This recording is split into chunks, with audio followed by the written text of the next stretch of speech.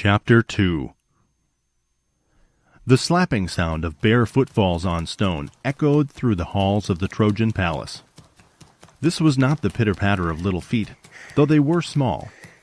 The steps were hurried and frantic, as was the breathing that accompanied them. A young girl, no more than 10, tore through the corridors with fearful determination.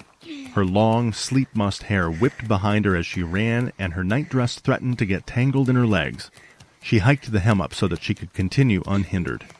She had to get to her mother immediately, though she dreaded the message she had to deliver. Moments earlier, she had wakened from the most horrid nightmare.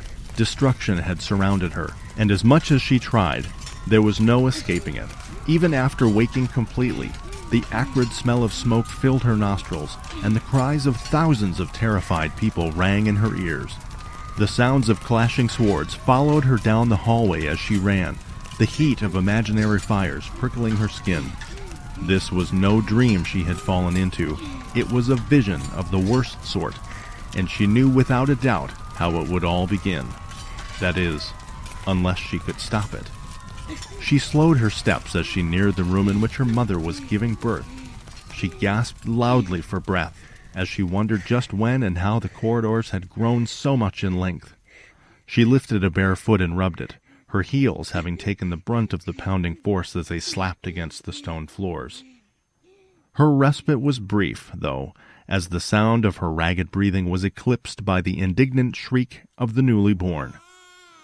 Fearing that she was already too late, she resumed her journey, ignoring the burning pain coursing through her lungs and small limbs. She poured every last ounce of speed she had into her legs as her destination came into view. The pair of guards waiting outside the doors looked slightly ill, more than likely due to the screaming her mother had undoubtedly unleashed. She sprinted straight past them without difficulty. The doors, however, were a different matter altogether. They didn't open quickly enough, causing her to collide with them. This added bodily force made the doors fly open and crash into the wall behind them.